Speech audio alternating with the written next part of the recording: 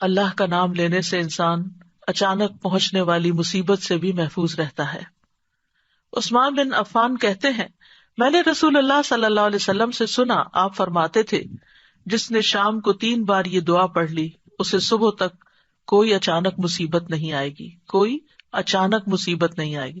یعنی اس کا مطلب نہیں کہ دوسری آ جائے گی، یعنی ایک دم کسی قسم کی پریشانی اس کو لاحق نہیں ہوگی۔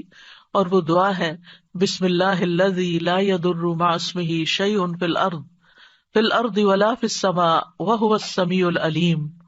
اللہ کے نام سے، وہ ذات کہ اس کے نام سے کوئی چیز زمین میں ہو یا آسمان میں نقصان نہیں دے سکتی، اور وہ خوب سنتا ہے اور خوب جانتا ہے۔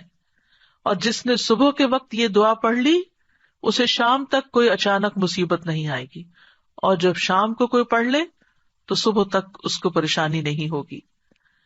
اسی طرح اگر انسان بسم اللہ نہیں پڑھتا تو یاد رکھیے کہ بسم اللہ نہ پڑھنے کا نقصان یہ ہے، ابن عباس کہتے ہیں کہ ابلیس نے اللہ تعالیٰ سے کہا کہ تو نے اپنی ساری مخلوق کا رزق واضح کر دیا ہے، میرا رزق کس میں ہے؟ تو اللہ تعالیٰ نے فرمایا، ہر اس چیز میں جس پر میرا نام نہ لیا جائے۔ تو گویا جس چیز پر ہم اللہ کا نام نہیں لیتے وہ رزق پھر شیطان کے حصے میں چلا جاتا ہے، گویا ہم اپنے دشمن ہی کو فیڈ کرتے ہیں۔ قیامت کے دن بھی اللہ کے نام سے وزنی کوئی چیز نہ ہوگی۔ پھر اسی طرح یعنی اس دعا کے پڑھنے کے مواقع کون کون سے ہیں؟ نمبر 1، ہر کام شروع کرنے سے پہلے، تاکہ اس میں برکت اور مدد حاصل ہو، اس کے اندر قبولیت ہو، ہمیں اخلاص نصیب ہو۔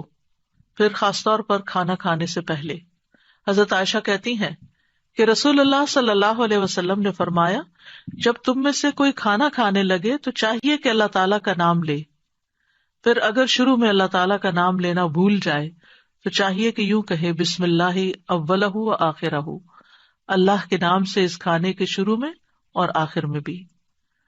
پھر اسی طرح لباس اتارتے وقت بسم اللہ پڑھنی چاہیے۔ انس رضی اللہ عنہ سے روایت ہے کہ نبی صلی اللہ علیہ وسلم نے فرمایا، جنوں کی آنکھوں اور بنی آدم کی شرمگاہوں کا پردہ یہ ہے کہ جب ان میں سے کوئی اپنے کپڑے اتارے تو بسم اللہ پڑھ لے، یعنی اتارنے سے پہلے پڑھ لے، تو جن اور شیاطین کی نظر نہیں لگتی۔ اسی طرح جب آپ بچوں کو کپڑے تبدیل کروا رہے ہوں تو اس وقت بھی بسم اللہ پڑھ لیں۔ اسی طرح بیت الخلاء جاتے وقت یعنی اندر پاؤں رکھنے سے پہلے بسم اللہ پڑھ کے دروازہ کھولیں۔ حضرت علی رضی اللہ عنہ روایت کرتے ہیں، کہتے ہیں کہ رسول اللہ صلی اللہ علیہ وسلم نے فرمایا، جنوں کی آنکھوں اور بنی آدم کی شرمگاہوں کا پردہ یہ ہے کہ جب ان میں سے کوئی بیت الخلاء جائے تو بسم اللہ پڑھ لے، کیونکہ جب انسان ننگا ہوتا ہے تو حفاظت کے فرشتے اس سے دور چلے جاتے ہیں۔ تو اس وقت حفاظت پھر کس سے حاصل ہوگی؟ جب آپ واش روم میں جانے سے پہلے بسم اللہ پڑھ کے پھر داخل ہوں گے۔ اسی طرح وضو سے پہلے ابو ہریرہ کہتے ہیں کہ رسول اللہ صلی اللہ علیہ وسلم نے فرمایا، لا صلاۃ لمن لا وضوء لہ ولا وضوء لمن لم یذکر اسم اللہ تعالی علیہ، کہ جس کا وضو نہیں اس کی نماز نہیں، اور جو شخص وضو کے شروع میں اللہ تعالیٰ کا نام نہ لے اس کا وضو نہیں۔ اب یہاں پر بعض لوگوں کو یہ پریشانی ہوتی ہے کہ ہم واش روم میں کھڑے ہوتے ہیں، وہیں سنک ہے، وہیں کموڈ ہے، تو پھر ہم بسم اللہ کس طرح پڑھیں؟ اس کے ایک تو یہ ہے کہ جب آپ وضو کی نیت سے جا رہے ہیں تو اندر داخل ہونے سے پہلے ہی پڑھ لیں اور جا کے ٹیپ کھول لیں اور اپنا وضو شروع کر دیں۔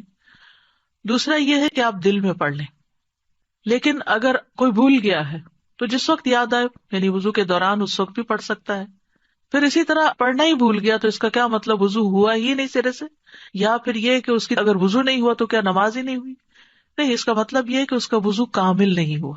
یہاں علماء نے اس کا مطلب یہ کیا ہے کہ اس کے وضو میں نقص رہ گیا، وضو ہو جائے گا، نماز ہو جائے گی، لیکن وہ جو برکت حاصل ہونی تھی یا زیادہ ثواب ملنا تھا اس سے انسان محروم ہو جاتا ہے۔ پھر اسی طرح یہ ہے کہ قرآن مجید کی قرأت سے پہلے بسم اللہ پڑھنی چاہیے۔ قتادہ سے روایت ہے، وہ کہتے ہیں کہ انس رضی اللہ عنہ سے سوال کیا گیا کہ نبی صلی اللہ علیہ وسلم کی قرأت کیسی تھی، تو انہوں نے بیان کیا کہ آپ صلی اللہ علیہ وسلم کھینچ کر پڑھتے تھے، پھر آپ نے بسم اللہ الرحمن الرحیم کو پڑھا، یعنی بسم اللہ الرحمن الرحیم، یعنی مد کے ساتھ پڑھتے تھے، الرحمن کو اور رحیم کو بھی کھینچ کر تلاوت کرتے تھے.